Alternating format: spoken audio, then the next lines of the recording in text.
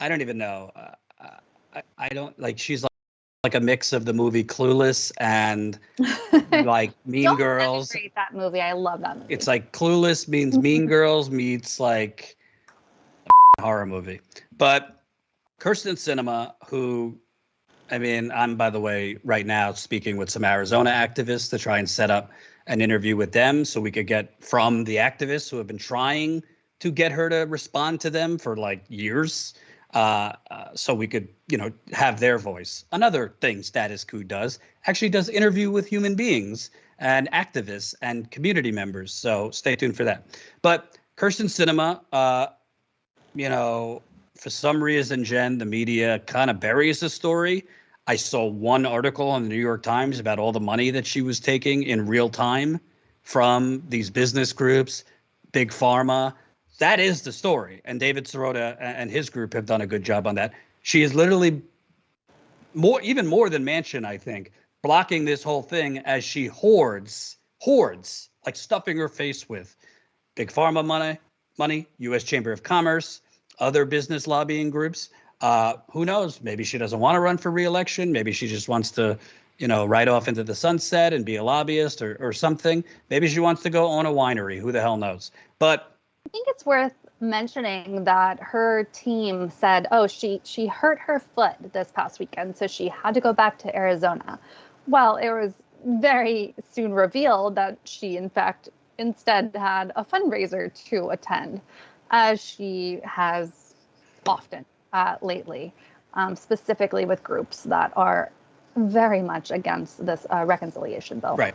So, frankly, activists in Arizona have had enough. You got progressive activists, you got, obviously immigration activists. So they tried to confront her. Jen, do you know where this was? What building? That is a great question. I can look into that. I don't know the building, but Okay. So they confronted her. I don't know. She's a public servant. I mean, it's her job to answer these people. So let's watch. Obviously she wouldn't answer. So they had to follow her into a more private setting. Colin, if you could play.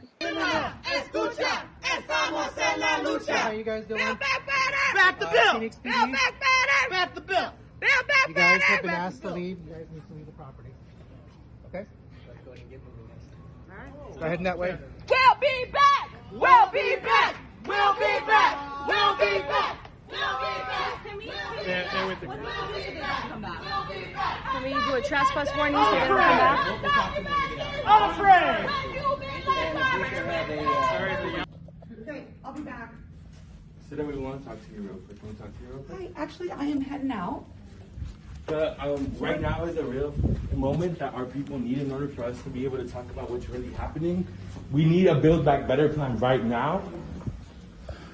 We knocked on doors. We need solutions. The Build Back Better plan has the solutions that we need. We knocked on doors for you to get you elected, and just how we got you elected, we can get you out of office if you don't support what you promised us. We need 7 million citizenship for 7 million. We need the Build Back Better plan right now. My name is Blanca. I was brought here to the United States when I was 3 years old. And in 2010, my grandparents both got deported because of SB 1070. And I'm here because I definitely believe that we need a pathway to citizenship. My grandfather passed away 2 weeks ago, and I was not able to go to Mexico and visit him because there is no pathway to citizenship. And if we have the opportunity to pass it right now, then we need to do it, because there's millions of undocumented people just like me who share the same story or even worse things that happen to them because of SB 1070 and because of anti-immigrant legislation. And this is the opportunity to pass it right now, and we need to hold you accountable to what you told us, what you promised us that you were going to pass when we knocked on doors for you. It's not right. I'm a survivor. I'm a survivor of human trafficking, and it's because of the lack of worker protections that we don't have in the gig economy. I need you to stand by workers. Lots of people who are like me who became homeless and I'll start with you, Jen, because some people will say, invasion of privacy, following a woman into the bathroom, blah, blah, blah, blah, blah. What'd you think of that?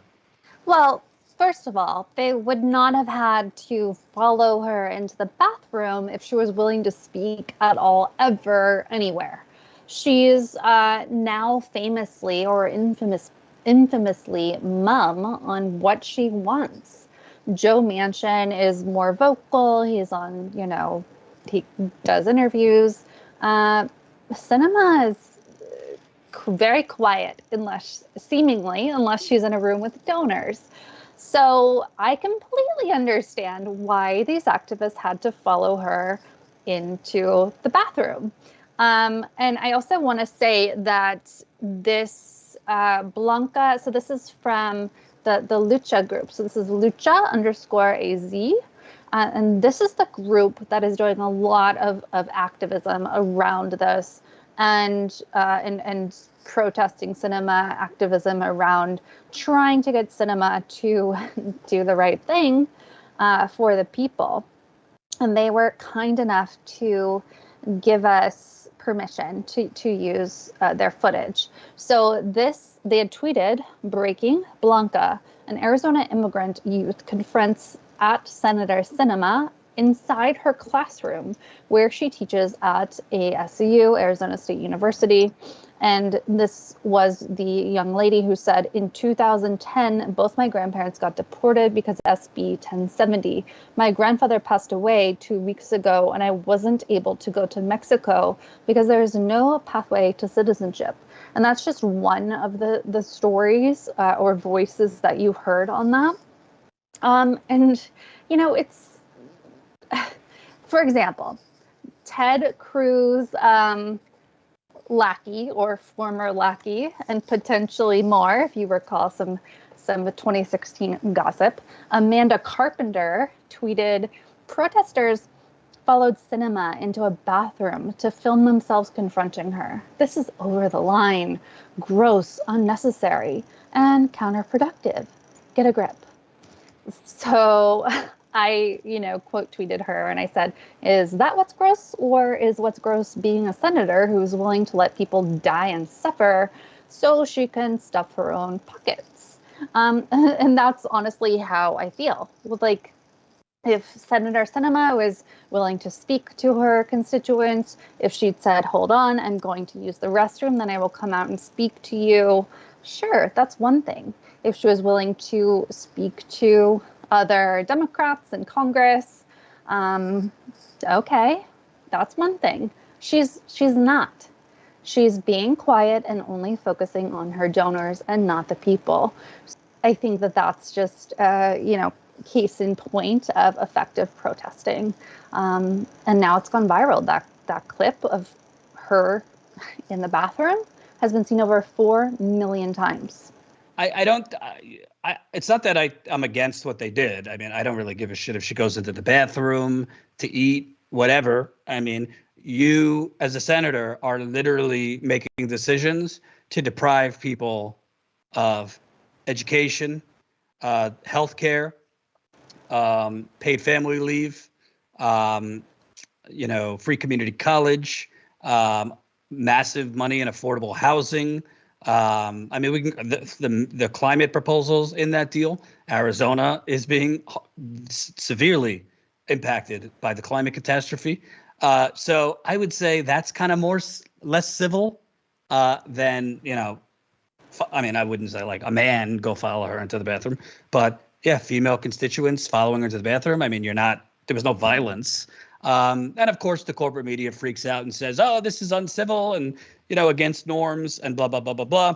They were literally on mainstream media. They were like, we can't show you this footage because it's an invasion of privacy. And it's like, okay, right. What is really important here?